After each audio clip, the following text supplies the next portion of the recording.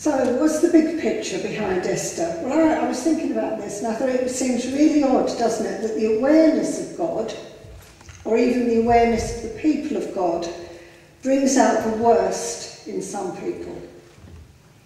God, the source of all goodness, all blessing and joy, at times becomes the occasion for nearly unimaginable acts of cruelty, atrocity and evil. There's a long history of killing men and women simply because they're perceived as reminders of representing the living God. As if killing people who worship God gets rid of God himself. And we've recently completed a century marked by an extraordinary frenzy of God killings. And God is still alive and present.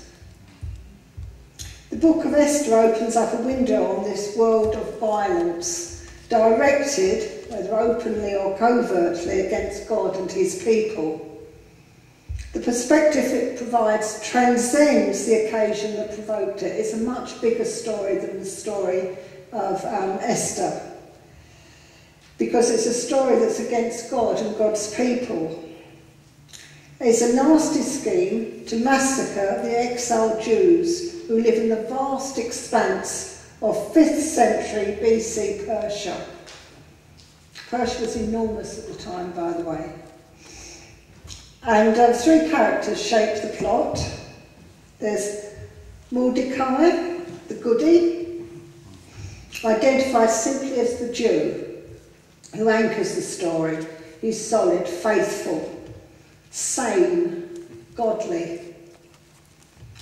His goodness, however, is more than matched by the baddie, by the evil, arrogant vanity of Haman, who masterminds the plot to massacre the Jews. Mordecai's young, orphaned and ravishing cousin Esther, whom he has raised, emerges from the shadows as the heroine. She comes from the royal harem to take on the title role. In this story, no God representing men and women get killed. It's a dramatic turnaround.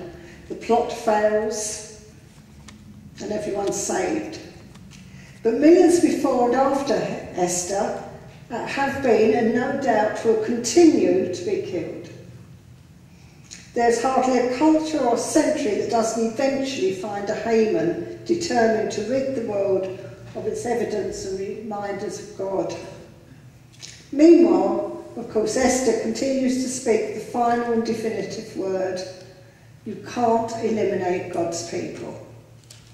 No matter how many of them you kill, you can't get rid of the communities of God-honouring, God-serving, God-worshipping people scattered over the whole earth. That's the big picture. We see it today, we see it in China, where after endless persecution there's emerged a strong Christian church. So what's the story so far in our Esther? Well, King Xerxes rules over 125 provinces. This is his kingdom in Persia. It goes from India to Ethiopia. But his fortress and palace complex were based in Susa. And he was a typical Middle Eastern Persian king. He threw elaborate parties, lengthy banquets that lasted a week, endless celebrations. And in the story so far, he calls for his wife, Queen Vashti, who humiliates him by refusing to come. The queen is disposed, partly because the king is furious, but also all of his men around him feeling very insecure by her refusal to join him and say, what will husbands be able to do with all the women in their household if you aren't seen to do something about her? So he has a lot of advice, and he disposes of her, permanently banishes her from his court. There follows what can best be described as a beauty contest to find a suitable queen.